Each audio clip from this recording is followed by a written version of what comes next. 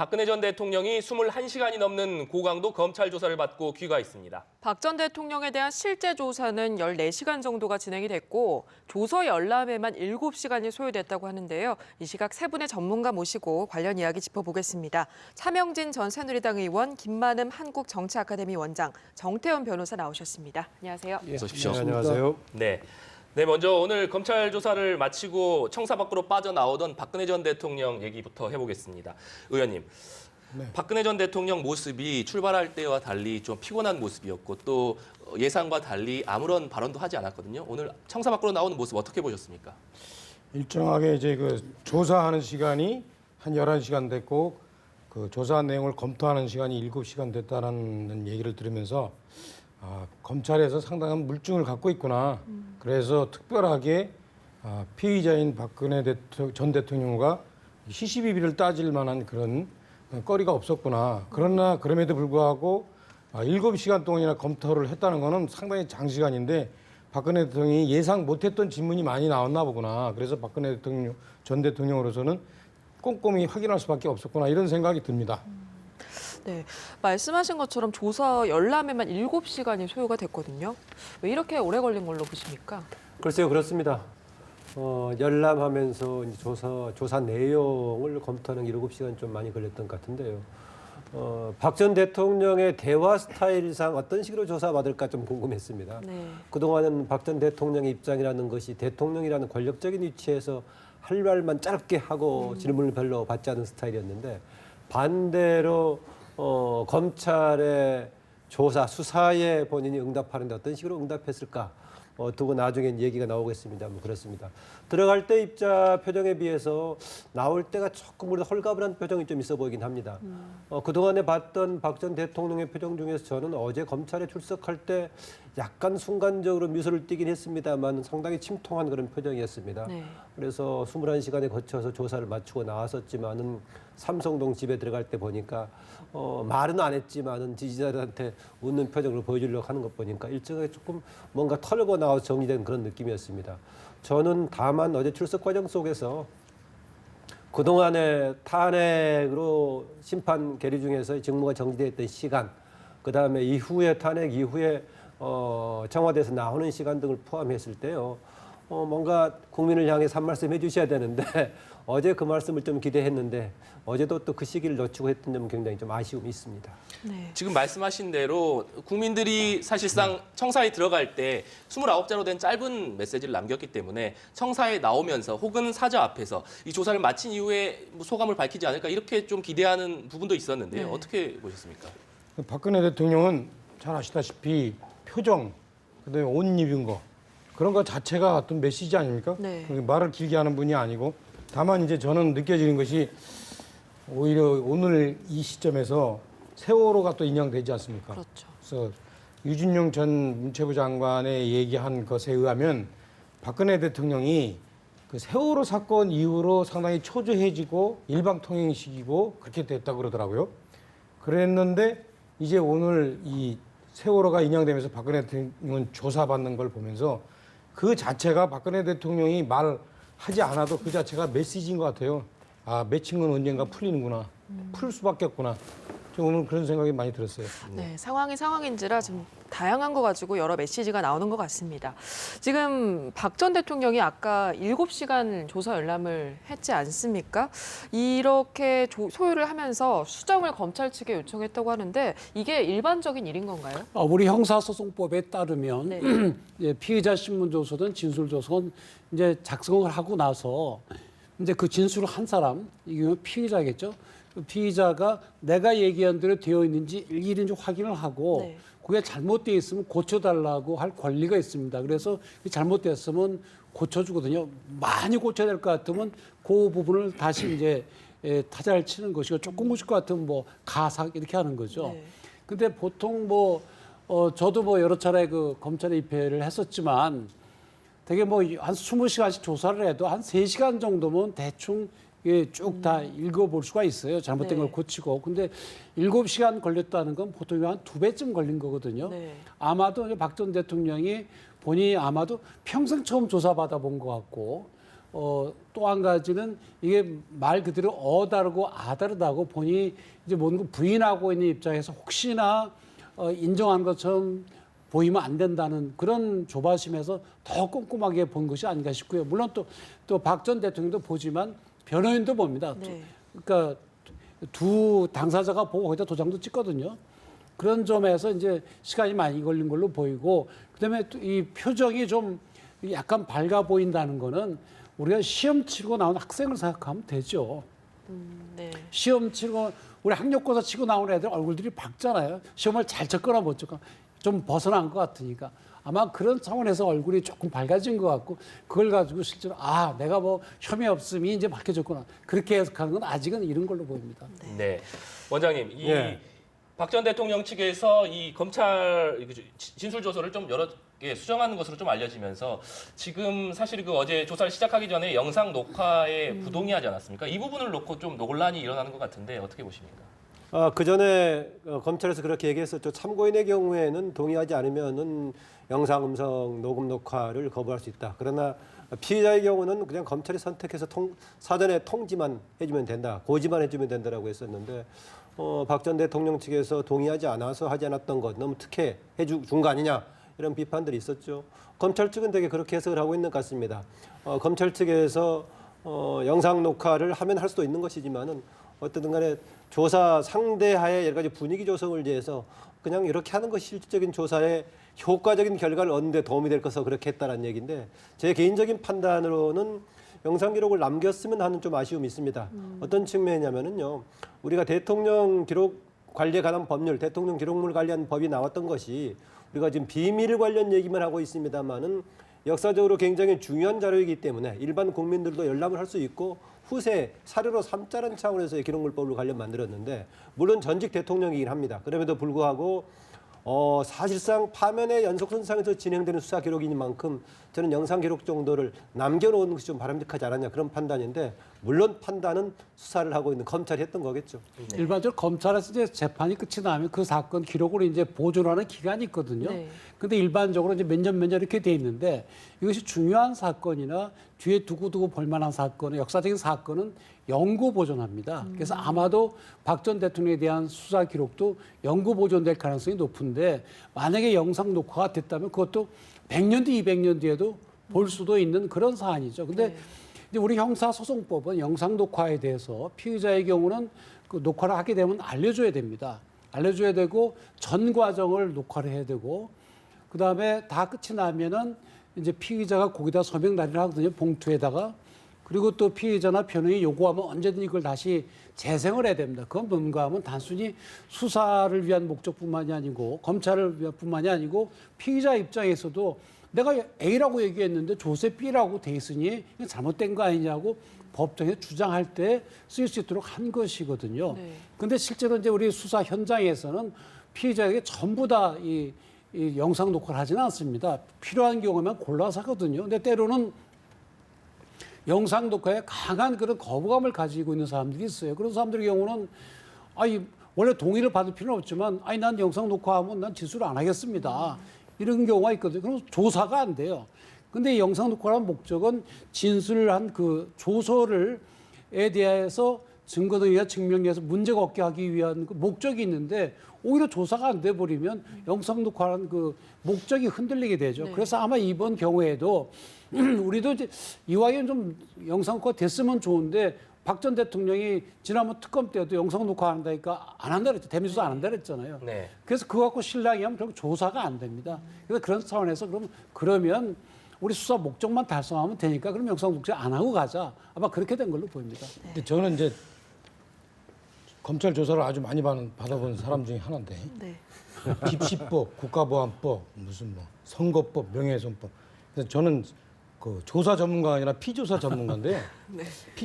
조사 전문가 입장에서 봤을 때 최근에 이렇게 검찰이 박근혜 대통령을 조사하는 걸 보면서 어느 정도 검찰이 상당히 혐의에 대해서 확신을 갖고 있구나 이런 생각이 들어요. 그러니까 뭐 청와대 압수수색도 안 한다고 그랬죠.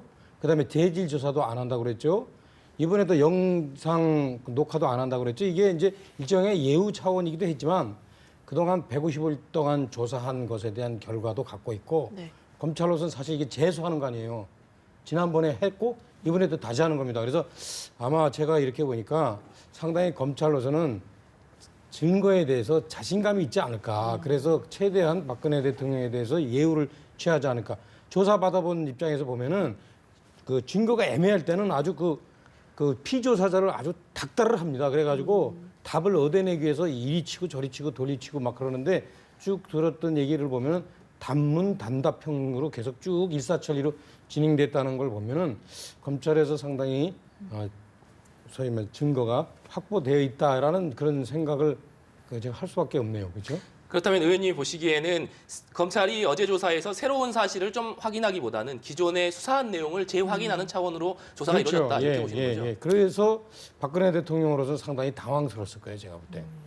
당황스럽다는 것은 검찰이 확보한 증거들이 이제 질문 과정에서 쭉 나오지 않습니까? 네. 그래서 제가 볼 땐 박근혜 대통령으로서는 아마 답변하고서 장장 7시간이라는 검토 시간을 가진 이유도 그런 부분에 대해서 다 체크를 하지 않나. 아마 변호사들이 그동안 3일 동안 뭐 하루 6시간 동안씩 코치를 했다고 하는데 그런 부분들이 못 미친 부분이 꽤 있었던가 봐요. 그러니까 7시간이나 검토할 정도가 되지 않았나 이렇게 보여집니다. 차 의원님 말씀대로 지금 박 전 대통령에 대해서 검사들이 막 다구치고 추궁하고 그럴 필요성이 많지가 않아요. 왜 그런가 하면 최순실이나 안종범 등에 대한 재판에서 제출이 된 그 증거들, 수사 기록들, 또 탄핵 재판에 제출된 수사 기록, 그거 합치면 8만 페이지 된다는 거거든요. 그러면 거기에 웬만한 증거들 다 들어있습니다. 그래서 어떻게 보면 박 전 대통령 조사를 안 하고도 이미 있는 증거만 가지고도 기소할 수 있는 여부를 판단할 수 있는 경지에 이르렀거든요. 그리고 박 전 대통령 그동안에 내놓은 메시지를 볼 때 부인할 건 뻔하잖아요. 그러면 뭐라고 물어보면 뭐라고 답할지 대충 예상이 되는 겁니다. 그래서 강력하게 추궁할 필요가 없죠. 추궁해도 나올다면 빤하니까. 그러니까 어제는 어제 하루에 될 것이냐 이런 생각들을 했었는데 의외로 밤 11시 40분에 끝났잖아요. 그러니까 총 조사 시간이 11시간이었거든요. 네. 11시간 동안에 13개 혐의에 관해서 조사를 마쳤다는 건 상당히 빨리 진행이 된 거죠. 변호사님 말씀대로라면 언뜻 이해가 되지 않는 부분이 박 대통령 변호인단이 검찰 조사를 마친 뒤에 진실이 모습을 드러내기 시작했다 이렇게 좀 긍정적인 반응을 보였거든요. 그럼 그 부분은 좀 어떻게 해석을 해야 될까요? 그러니까 제가 아까 그랬잖아요. 우리 대입 수험 시험 치고 나온 애들 보면 다 홀가분 하잖아요. 그러니까 자기 할 얘기, 자기가 실력대로 답안을 썼으니까 그게 합격점을 의미하는 건 아니죠. 그러니까 박 전 대통령의 경우도 준비관대로 얘기를 했으니까 그거 다 받아 적어줬으니까 이제 뭐 내 주장을 받아들인가 보다 이렇게 생각할 수가 있는데 그거는 꼭 그렇지는 않죠. 그런가 하면 다른 증거들이 있잖아요. 다른 증거들로 가지고 판단하는 것이지 뭐 박 전 대통령이 뭐 얘기한다 그거에 따라서 좌우될 정도의 그런 상태는 아니거든요. 이미 수사의 정점에 도달해 있거든요. 그 부분에 대해서는 저는 이렇게 생각합니다. 그러니까 지금 박근혜 대통령한테 13개 혐의가 이제 씌워져 있잖아요. 네. 그 중에서 변호사들의 입장에서 봤을 때는 상당 부분이 성명됐다라고 지금 이제 변호사들이 해석을 하는 거로 보여져요. 예컨대 뭐 블랙리스트를 지시했냐, 언론사 간부를 뭐 해고를 시켰냐, 아니면 또 특정 기업에게 뇌물을 받았냐 이런 부분에 대해서 볼 때는 이제 모두가 다 유죄가 아니라 상당 부분 제거가 됐다라는 것이 제가 볼 때는 변호사들의 생각인 것 같은데 그러나 이제 그럼에도 불구하고 한 가지 죄가 있어도 죄는 죄죠. 네. 그 부분에 대해서 아마 제가 볼 때는 검찰에서 그런 점은 또 확신하지 않을까 이런 생각을 제가 한번 해봅니다. 아까 그 발언이 손범규 변호사가 했던 발언인데요. 그게 대통령 측의 입장을 그대로 반영한 건지는 모르겠습니다. 왜 그러냐면요. 탄핵으로 결정되기 전에 가장 강성 발언을 냈던 두 대통령 측 대리인이 김평우 변호사, 서석구 변호사 두 사람이었죠. 두 사람은 이번에 대통령 대리인에서 빠졌는데 그다음에 세 번째로 탄핵이 결정되기 전까지 강성 발언을 했던 케이스가 손범규 변호사였는데 끝나고 나서는 가장 부드러운 쪽으로 바뀌었어요. 그동안에 대통령의 진심이 그게 아니었는데 대리인 측이 세게 발언했던 것처럼 얘기를 하고 있고 아시겠지만 어제 박 전 대통령 출석과 관련해서 뭔가 입장이 있고 국민을 향한 메시지가 있을 것이다. 사전에 얘기해가지고 준비하게끔 만들어서 박 전 대통령은 뭔가 이제는 검찰 수사에 대응하는 자세라든가 그동안 여러 가지 의혹에 대한 입장이 달라졌나라고 보았는데 그건 조금 확실치가 않습니다. 보니까 아무래도 정치인 출신인 손범규 변호사가 그냥 국민들의 일반적인 감정에 충실하기 위해서 전략적인 발언을 하는 것이지 실체가 어떻게 진행되는 것하고 좀 다른 별개의 문제 아닌가 좀 그렇게 그 봅니다. 부분은 제가 손봉규 변호사를 잘 알아서 그 부분에 한번 물어봤어요. 물어봤는데 손봉규 변호사는 그런 얘기하더라고. 검사한테 밑보이면은 안 된다. 이제 검찰 조사는 가능한 한 다 협조적으로 하고 실제 본 게임은 재판정에서의 투쟁이다. 그 재판정에서 시시비비를 가는 거기 때문에 그 재판정에 가기까지 굳이 뭐 검찰하고 각을 세울 필요가 없지 않느냐 이렇게 얘기하더라고요. 이건 바로 제가 이제 바로 그런 점 팩트니까 때문에 전달해 드립니다. 그런 점 때문에 그래서 탄핵 심판 중에도 국회 측 소추위원 측과만 싸운 것이 아니라 헌지하고 싸우지 않았습니까? 네. 그랬을 때 과연 박 전 대통령 측에 도움이 될 것인가 이런 거 판단했을 때 그때 아주 강성 발언 각하 주장하면서 밖에서 막 집회에서까지 얘기하고 그런 강성 발언이었는데 결정되고 나서는 조금 기류가 변했는데 가장 변한 느낌을 많이 주고 있는 게 지금 손범규 변호사가 얘기하고 있고 지금 인용되는 게 손 변호사 입을 통해서 지금 인용이 되고 있는 것들이죠. 네. 이제 좀 어제 14시간 동안 진행된 조사 내용을 좀 세부적으로 들어가 보면 가장 장시간 이루어진 부분이 미르 K스포츠 재단 그쪽 부분이라고 들었거든요. 어떻게 보시나요? 아무래도 사안이 가장 큰 사안이고요. 네. 결국은 박 전 대통령 탄핵까지 이르게 됐던 계기가 두 개 아니었습니까? 이 두 재단 관련의 문제에다가 덧붙여서 여러 가지 청와대 비밀 문건이 밖으로 사적으로 이제 유출됐던 이런 게 두 개가 되면서 확장이 되기 시작했는데요. 네. 대통령 뇌물죄 관련해서는 사적으로 구체적으로 뭐 승마협회 통해서 지원했던 부분에 대해서는 사실로 거의 확인이 됐고 여기에 대한 해석과 판단만 남아 있는 것 같고요. 두 재단 관련해서 몇 가지 쟁점이 같이 형성이 돼 있는 것 같습니다. 우선 지난번 특검 조사에서 삼성 이재용 부회장 등을 둘러싸고 논쟁은 자발적인 것은 전혀 아니라고 얘기했었죠. 강요에 의한 것이냐 아니면 서로 주고받았던 뇌물이냐 이런 쟁점이 돼 있는데 네. 박 전 대통령 또 다른 차원으로 얘기하고 있죠. 강요도 아니고 뇌물도 아니고 국가의 정책 차원에서 문화융성 정책 차원에서 선의를 했던 것이다라고 하고 있는데 이후에 이 과정에서 세 축 중에서 어디로 형성이 될 것인가. 검찰은 당연히 지금 뇌물죄로 맞추고 있는데 뇌물죄에 못 미치고 강요 정도로 갈 것인가 아니면은 박 전 대통령의 입장에서 주장하고 있는 그런 이득을 챙긴 게 아니고 국가 정책 차원에서 했던 것이다라는 것이 먹혀 들어갈 것인가라는 것인데 박 전 대통령 측의 주장까지 간다면은 이미 결정이 나버렸지만은 탄핵의 내용에서 좀 해석을 달리할 소지가 생기게 되겠죠. 네. 뇌물죄로 보려면 이제 두 가지 이제 법률적인 이제 그 쟁점이 있는데 우선 하나는 몇 달 전에 검찰 특수본은 그거는 직권남용 강요라 그랬거든요. 네. 그래서 이제 대기업들이 강요에 의해서 된 것이니까 일종의 피해자였죠. 근데 그 몇 달 뒤에 특검은 뇌물로 봤잖아요. 그죠? 몇 달 사이에 강요에 의한 것이 아니라 스스로 준 뇌물로 된 것이기 때문에 그러면 돈을 출연한 건 맞거든요. 그러면 그걸 해석에 있어서 한쪽은 직권남용 강요라고 봤고 한쪽은 뇌물로 봤거든요. 그러면 이것이 같이 양립할 수 있을 것이야. 법 이론적으로. 그래서 같이 양립할 수 있다 그러면 두 개를 같이 쓰면 되는데 만약에 양립할 수 없다고 한다면 뭐 예를 들어서 뇌물죄를 1순위로 그걸 주의적 청구라고 그럽니다. 1순위 해놓고 만약 그게 안 되면 직권남용이다. 그렇게 할 수도 있고 아니면 하나를 벌 수도 있거든요. 그래서 그 점에 관해서 법리적 검토가 있어야 되고요. 또 한 가지는 지금 삼성 이재용 부회장의 경우에 214억 원어치 컨설팅 계약을 최순실의 독일에 설립한 코레스포츠와 체결을 했거든요. 네. 실제 돈강은 78억이고 그런데 그것을 뇌물로 받거든요. 근데 뇌물은 공무원이 돈을 받을 때 벌을 주는 것인데 최순실 또는 코레스포츠가 공무원이 아니잖아요. 근데 뇌물죄를 적용한 이유는 최순실이 하는 코레스포츠. 그러니까 예를 들어 돈이 들어간 것은 최순실에 준 것이고 최순실에 준 것은 박 전 대통령에 준 것이나 마찬가지다. 소위 경제적 이해관계를 같이 한다. 뭐 이런 이야기거든요. 경제적 공동체 이론을 들어서 이제 했는데 사실 우리 현실적으로 판례에서는 부부 관계 외에는 그게 잘 인정이 안 됩니다. 그래서 아마 앞으로 이제 재판 과정에서 박 전 대통령과 최순실과의 40년의 특별한 관계, 특히 돈 문제의 특별한 관계, 그거를 이제 검찰이 입증을 상당히 해야 될 걸로 보입니다. 입증 자료 관련해서 여러 부분들이 걸려 있죠. 대통령과 기업 총수들 또는 임원들과 만났을 때 독대에서 했던 내용에 대한 조사라든가 또 그것을 중간에 전달한 역할을 했던 안종범 전 경제수석의 역할이라든가 또 최근에 추가로 나왔던 것은 SK 관련해서는 대통령 독대 자리에 안종범 수석이 같이 동석했던 자료 등이 나오지 않습니까? 네. 또 이후에 VIP 지시사항 이행 과정 정도에 대한 평가 등이 있기 때문에 거기 관련된 수첩 문제 또 녹음 파일 문제 있기 때문에 아마 조사의 대상과 내용들도 꽤 많지 않았겠나. 그래서 시간이 오래 걸린 여러 가지 이유들이 좀 있을 것 같습니다. 네, 일단은 박 전 대통령에 대한 그 대면 조사가 끝났기 때문에 가장 관심을 모으는 부분은 역시 이 검찰이 박 전 대통령에 대한 신병 처리를 어떻게 할 것이냐 여부거든요. 의원님, 과연 구속영장이 청구될 것이라고 보시는 건가요? 네, 두 가지 기준에서 봐야 되는데 어쩔 수 없이 이제 단순한 법리적 기준뿐만 아니라 정치적 사항도 고려가 되죠. 현재 또 대선 기간 아닙니까? 근데 법리적 기준에 대해서는 제가 뭐라고 얘기할 수는 없을 것 같아요. 근데 이제 검찰은 쭉 조사한 내용을 보면 검찰 측에서는 충분하게 이게 이제 구속건이 된다 이렇게 얘기하는 것 같아요.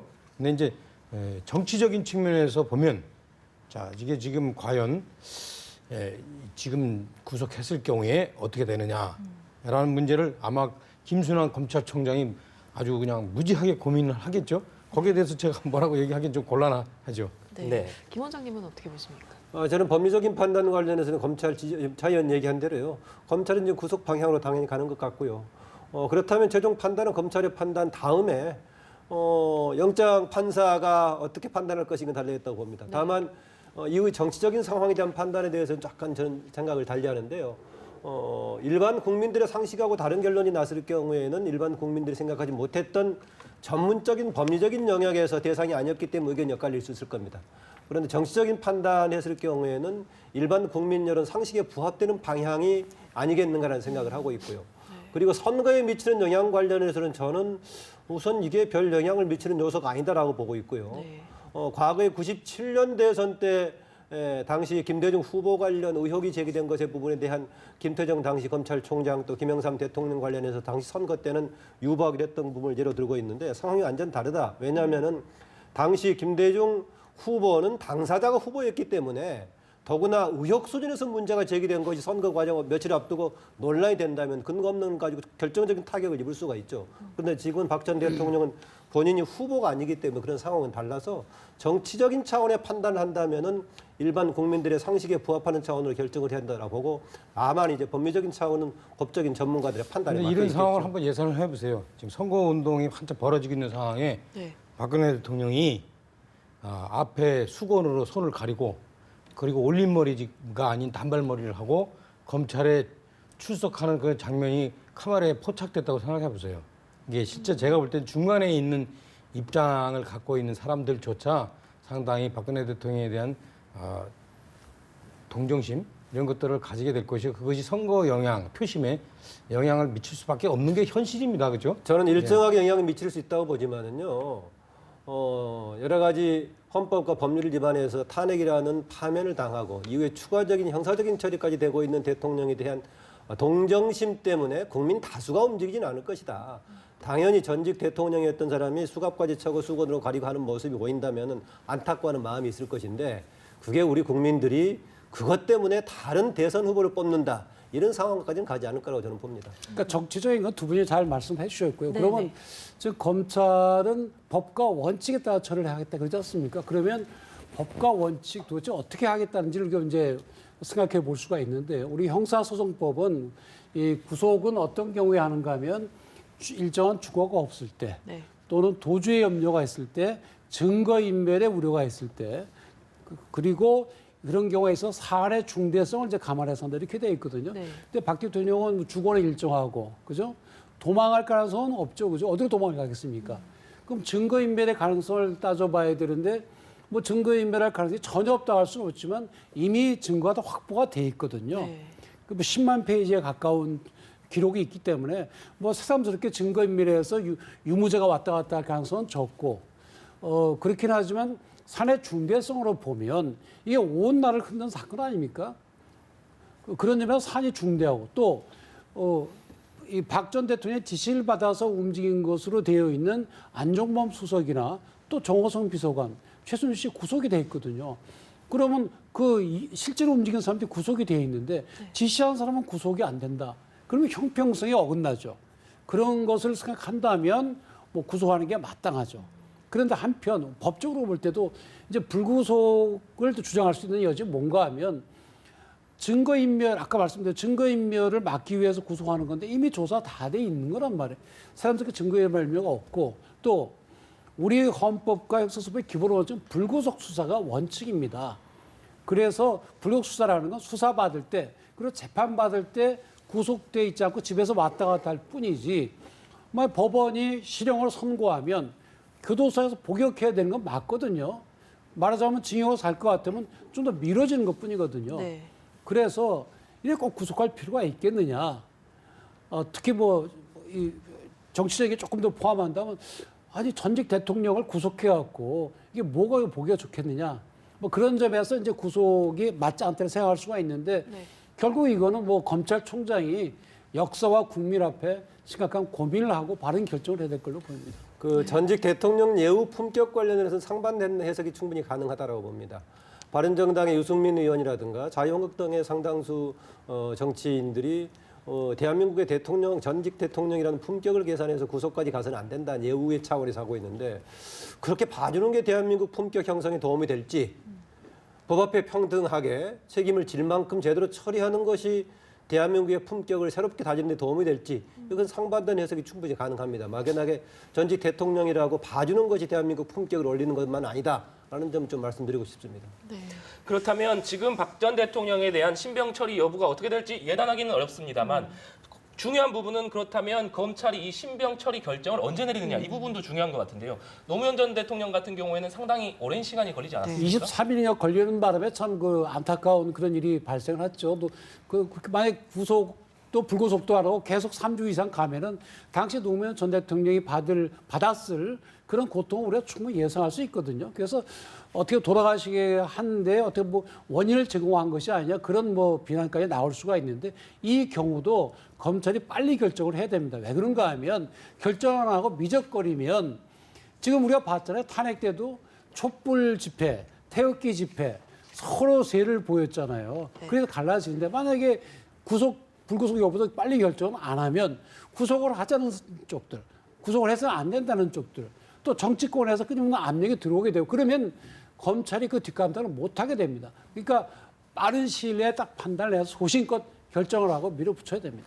그 전직 대통령 관련 비교는요 이런 점을 생각할 필요가 있습니다. 전직 대통령이었다는 점도 공통되지만은요 이전에 전두환, 노태우, 노무현 대통령까지는 임기를 다 마치고 퇴임 후에 사법처리를 받은 케이스입니다. 전두환 전 대통령의 경우는 1988년 2월에 끝났기 때문에 사실상 7, 8년이 지난 다음에 1995년에 지금 이제 그렇게 조사를 받게 됐던 케이스고 마찬가지로 노태우 전 대통령도 2, 3년 지난 다음에 했던 케이스가 되겠고요.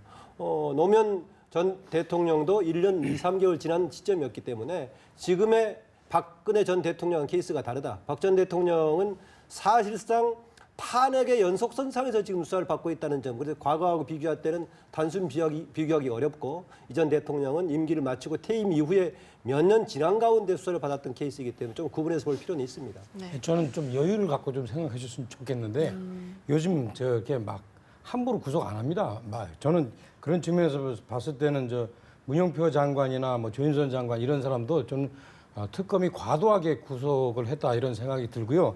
그리고 이 구속의 요건으로서 많이들 얘기하시는 게 어떻게 박근혜 대통령이 주범이고 종범인 사람들이 다 구속되어 있는데 주범은 구속을 안 하냐 이런 얘기 자체가 사실 논리적으로 성립할 수 없는 게 이제 검찰에서는 그렇게 주장할 수 있을지 모르지만 현재 확정된 것은 박근혜 대통령이 과연 주범이었냐 아니면 몰랐는데 그 사람들이 했느냐 아니면 결과적으로 그 사람들이 그런 일들을 저질렀느냐 이런 것들이 분명하지 않거든요. 따라서 주범이기 때문에 구속해야 된다는 논리도 또 성립 안 되는 거고 그다음에 이제 그러나 이제 그럼에도 불구하고 검찰 쪽에서 빨리 판단해야 되는 건 맞는 것 같아요. 그 노무현 전 대통령 사례를 보면 제가 기억하는데 이명박 대통령은 사실은 노무현 전 대통령을 구속하지 말았으면 좋겠다라는 그런 신호를 검찰에 보냈답니다. 근데 당시에 우병우 검사가 이 부분에 대해서 구속을 하고 싶어가지고 상당히 시간을 끌었답니다. 그것이 이제 노무현 전 대통령에게 상당히 심리적으로 압박감을 줬던 것 같은데 지금 말씀하셨듯이 변호사님 말씀하셨듯이 네. 검찰에서는 구속이냐 불구속이냐를 가부당간에 빨리 결정내는 것이 저는 필요하다고 봅니다. 네, 그렇습니다. 어제는 안 보였습니다만 오늘 아침에 이제 삼성동 자택에 들어올 때는 친박계 의원들 최경환 의원과 윤상현 의원이 보였거든요. 이거 어떤 의미로 보셨습니까? 뭐 특별하게 뭐 그분들이 측근 정치, 뭐 가택 정치 이런 거 하기 위해서 박근혜 대통령하고 작전 짜러 간 거는 저는 아니라고 보고요. 네. 지난번에 뭐 그런 식의 보도가 나왔는데 실제 지금 박근혜 대통령하고 작전 짠 사람은 변호사밖에 없어요. 지금 사실 박근혜 대통령은 국회에서 지고 헌재에서 지고 사실은 지금 건곤일촉의 상황 아닙니까? 이 법률적으로 본인이 유죄냐 무죄냐 아니면 유죄라 하더라도 어떻게 본인이 그 자기 죄를 작게 할 것이냐에 대해서 상당히 이 하루하루 초조한 상황에 있는데 그럴 경우에는 뭐 정치인들이 어떤 역할을 할 수 없어요.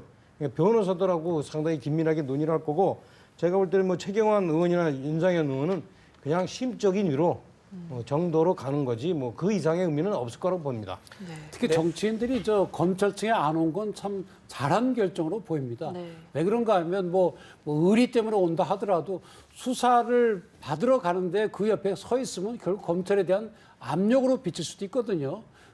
그러니까 절대로 그렇게 돼서는 안 됩니다. 여든 야든 수사는 수사대로 해서 사실 보면은 박근혜 전 대통령에 대해서 어떤 사람들은 이 정말 억울하다. 이거는 그야말로 엮인 거다. 이렇게 생각하는 분들도 있고 어떤 분들은 그건 말도 안 되는 소리다. 박 전 대통령이 거짓말하고 있다. 이렇게 생각하는 분들도 있잖아요. 그러면 진실이 무엇인지를 찾아내서 국민에게 보고할 의무는 검찰에 있는 겁니다.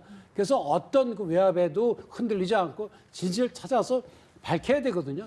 근데 거기 정치인들이 왔다 갔다 하면 검사들이 흔들릴 수가 있죠. 그런 점에서 이 검찰청사 근처는 나타나면 안 됩니다. 여든 야든. 네. 네, 알겠습니다. 그 박근혜 전 대통령 소환조사 얘기는 이 정도로 마무리하도록 하고요. 잠시 정치권 얘기로 좀 넘어가 보도록 하겠습니다. 오늘 이제 민주당 경선 현장 투표가 오늘 이제 시작이 되면서 본격적으로 막을 올렸다 이렇게 볼 수 있을 것 같은데요. 지금 민주당 경선에서 어제 그 6차 민주당 토론회가 있지 않습니까? 여기서 보자면 문재인 전 대표하고 안희정 지사가 네거티브 책임론을 가지고 신경전, 공방을 벌였거든요. 원장님 좀 어떻게 보셨습니까? 네, 그 방송은 오늘 새벽에 됐었는데 서로가 네거티브 책임을 얘기했을 겁니다. 가장 직접적인 것은 문재인 후보 측의 지난번 토론회에서 전두환 공수 여단장 표창장 관련 얘기가 나와가지고 집중적인 논란이 됐습니다. 아마 여기에 대한 비판적인 공세는 안희정 지사 측에서 했던 쪽인데 이걸 가지고 문재인 후보 측이 네거티브 얘기를 했습니다. 반면에 안희정 지사는 오늘 아침 페이스북까지 올려가지고 사실에 근거하는 거고 오히려 네거티브는 전적으로 문재인 후보 진영이 하지 않느냐 이렇게 하면서 되고 있습니다. 특히 문재인 후보 진영은 상당히 그동안 주도권을 가지고 대세를 잡고 있기 때문에 SNS 세력도 아주 강합니다. 그래서 한번 문재인 후보 진영에 좀 비판적인 지적이 나오면 집단적으로 또 공세를 취하고 이런 건데요.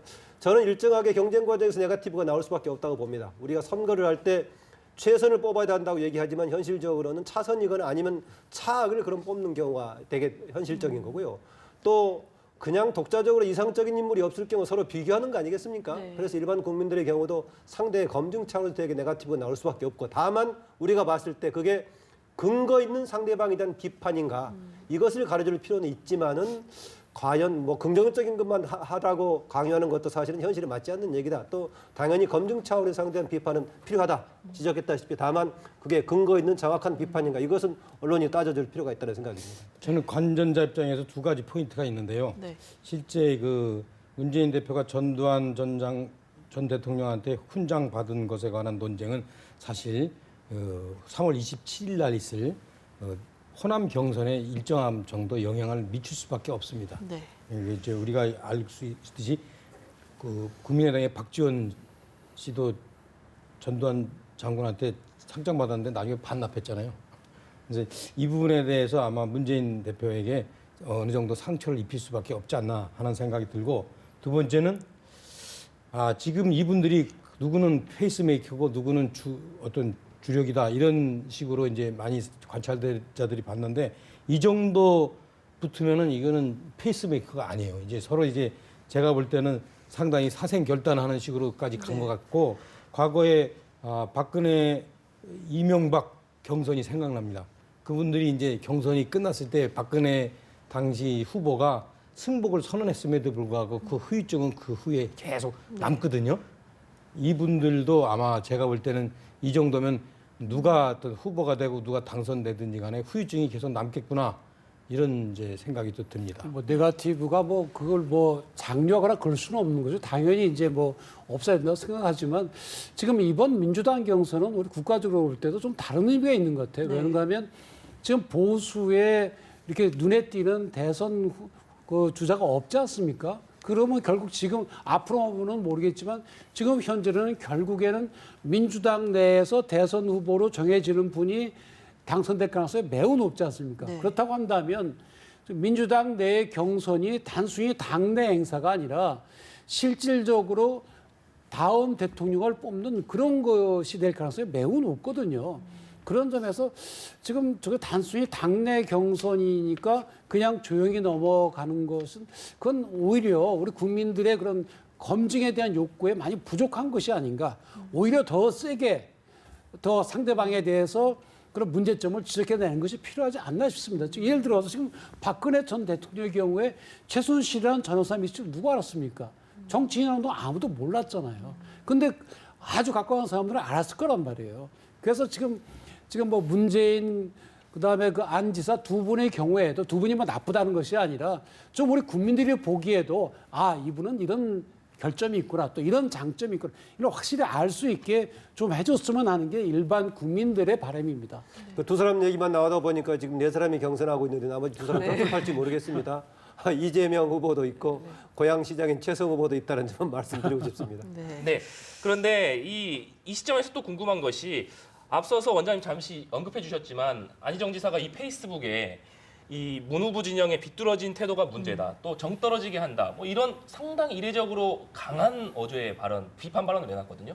이 시점에서 안 지사가 심지어 새벽에 이 페이스북에 이런 글을 올렸는데 네. 이렇게 강한 공세를 펴는 이유는 뭐라고 봐야 될까요? 안 지사 판단은 지금 심각하다고 봤겠죠. 지금 상황에서 네거티브에 대한 그동안은 주로 문재인 후보 진영에 대해서 비판적인 지적을 했거든요. 과거에 그 18원짜리 통장 공세 이런 것 등을 해가지고 되게 지적을 많이 했었는데 이번에는 오히려 역공으로 지사 쪽에 하고 있으니까 그대로 있으면은 내가 네거티브 책임자가 되는 거 아니냐 하고 있기 때문에 심각하게 얘기를 하고 있고요. 주변에서 돕고 있는 박영선 의원 등에 대해서도 지금 문재인 후보 진영에서 공세를 아주 강하게 하고 있어가지고 네. 아마 중요한 시점이다라고 생각하고 있는 것 같습니다. 그리고 시간이 지나면서 지역별로 경선 순회가 시작되니까 그때 판가름 해야겠다는 거고 또 1차적으로 가장 먼저 지역 순회 투표가 아까 차 의원 지적했다시피 호남에서 시작하지 않습니까? 네. 그래서 관련된 부분에 대한 향배는 아마 서로 주도권을 잡으려고 하면 공세를 주고받을 것 같습니다. 네. 차 의원님, 이 자유한국당도 지금 한창 경선 레이스가 진행되고 있는데요. 홍준표 지사 최근에 이 검찰이 눈치 보고 있는 곳은 딱 한 군데다 이런 발언을 하기도 해서 또 주목을 받고 있거든요. 이 발언은 또 어떻게 봐야 될까요? 지금 문재인 대세론을 뒤집을 수 있는 세 가지 포인트가 있는데 그 첫 번째 포인트가 조금 아까 얘기했던 안희정 후보가 3월 27일 날 과연 호남 경선에서 얼마나 선전할 것인가. 그래서 그 여파가 그 이후에 이어지는 충남 경선에 이제 어떻게 영향을 미칠 것인가가 하나고 그다음에 두 번째 포인트가 소위 말하면 이제 안철수 후보가 중간지대를 다 통합해낼 수 있느냐. 네. 그래서 야대야 대결에서 문재인 대표를 압도할 수 있느냐. 이게 두 번째 이제 포인트인데 세 번째 포인트가 지금 말씀하신 자유한국당의 홍준표 후보가 지금 제기하는 진보대 보수 구도, 그 종북대 외국 구도, 네. 이 구도를 성립해서 그야말로 문재인이 아닌 표는 다 모여라 하는 것이 과연 성공할 수 있는가 이것이 문제인데 홍준표 후보는 그것이 이제 성사 가능성이 있건 없건 간에 그 목표를 향해서 지금 끊임없이 이슈를 제기하고 있잖아요. 네. 그렇죠? 그래서 지금 검찰과 관련해서도 지금 검찰이 구속할 것이 예상되니까 네. 박근혜 전 대통령을 자 그것을 정치적으로 해석을 하는 것은 미리 밑밥을 깔아놓는 겁니다. 그래서 바람이 불기 전에 먼저 눕는 게 검찰이다 이렇게 얘기를 하는 거죠. 그래서 검찰이 상당히 당혹스러울 것 같아요. 이렇게 해석을 홍준표 그 선배님이 그래도 검사 선배님이 먼저 이렇게 네. 얘기를 해놓으니까 예. 네.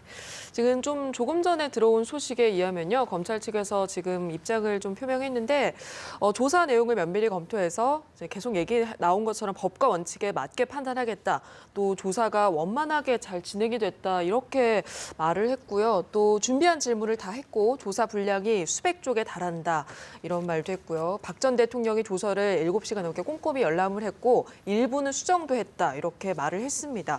변호사님, 원만하게 잘 진행이 됐다. 저희가 지금 상황이 상황인지라 이 워딩을 좀 잘 이해를 해야 되지 않겠습니까? 이건 어떻게 그러니까 준비한 질문 사항은 네. 다 물어봤다는 이야기죠. 네네. 예를 들어서 재단 출연에 관한 문제, 뇌물에 관한 문제, 또 블랙리스트에 관한 문제, 그게 다 물어봤다는 얘기죠. 그리고 실질적으로 박 전 대통령이 뭐라고 답할지 충분히 예상할 수 있었던 거 아닙니까? 네네. 그대로 진행이 됐다는 얘기로 이제 해석이 되고요. 결국 아까 말씀드린 대로 사실은 박 전 대통령 조사를 안 하고도 이게 기소 여부 또는 구속 여부를 결정할 수 있는 정도의 증거가 모아져 있거든요. 네. 그러니까 그거에 충분히 다 물어봤고, 근데 예를 들어서 본인에 대한 조사도 안 하고 구속영장을 청구한다든지 재판에 회부한다는 건 안 맞잖아요. 네. 그런 점에서 다 물어봤다. 그 얘기고, 또 박 전 대통령 입장에서는 본인이 하고 싶은 얘기 다 했다 이런 얘기고, 그렇죠? 네. 근데 그거에 따라서 뭐 이번 조사 결과에 따라서 왔다 갔다 할 건 아니죠. 네. 변호사님, 그런데 이 지금 검찰이 내놓은 입장을 보면 좀 주목해서 봐야 될 부분이 신병 처리를 말할 단계는 아니라고 했습니다만 영장 청구는 법과 원칙에 맞게 판단하겠다고 얘기를 했거든요. 이 부분이 상당히 의미가 있는 것 그 같은데. 일반론이죠, 일반론. 뭐 거기에다가 두 분 아까 말씀하신 것처럼 뭐 정치적으로 이러고 저러니 뭐 어떻게 하겠다. 그 얘기는 할 수가 없는 거죠. 그렇게 해서도 안 되고. 그래서 아까 제가 말씀드린 형사소송법의 대원칙, 뭐 거기에 따라서 판단을 해야만 하고 어떤 결론이 나오건 검찰은 그 원칙에 따라서 했다. 아마 이렇게 이야기를 할 겁니다. 그 부분에 관해서 잠깐 약간 뭐 덧붙이면은 네. 그 이번에 검찰이 다시 한번 이제 수사를 맡게 되면서 처음에 제기됐던 이슈가 뭐예요? 청와대를 압수수색하느냐 마느냐 이런 얘기가 됐었잖아요. 근데 그때 검찰에서 뭐라고 답변했습니까? 우리 그 청와대 압수수색 안 해도 증거가 많다. 그러면서 이제 일반 언론과 여론이 그래 그거 말이 맞다 이렇게 이해를 했지 않습니까? 따라서 제가 볼 때는 이번 구속과 관련해서도 충분히 이제 여러 가지 이유를 될 수 있을 거예요 아마. 예, 그래서 그 부분에 대해서 뭐 꼭 그 어떤 형평성의 원칙, 뭐 누구는 했는데 누구는 안 했냐 이렇게 좀 보는 것보다는 좀 여유 있게 좀 봐. 왜냐하면 수사를 위해서 구속하는 거니까 아까 그 변호사님 얘기듯이 교도소에 집어넣는 게 아닙니다. 수사를 위해서 구속하는 거니까 그 부분에서는 좀 여유 있게 봐줄 필요가 있다고 생각이 들어요. 근데 수사 초기 같으면 구속의 필요성이 훨씬 더 높아지죠. 왜냐하면 그동안에 그 증거인멸 가능성이 훨씬 높으니까요. 근데 수사가 거의 다 된 셈이거든요. 그러니까 이 단계에서 과연 구속하는 것이 옳으냐, 이거 정치적인 걸 떠나가지고 그 점에서 이제 우리 구속의 목적이 무엇인가를 이 근본적으로 다시 한번 생각해 볼 수 있는 게 되는 것이고, 아까 뭐 또 말씀하신 것처럼 이건 그 전직 대통령이라서 봐주는 거 아니냐, 또 이렇게 돼서는 안 되거든요. 우리가 법과 원칙을 지켜야 되니까 그런 부작용도 생각해 가면서 이제 바른 결론을 내릴 걸로 보입니다. 네. 세 분 말씀은 오늘 여기까지 듣도록 하겠습니다. 고맙습니다.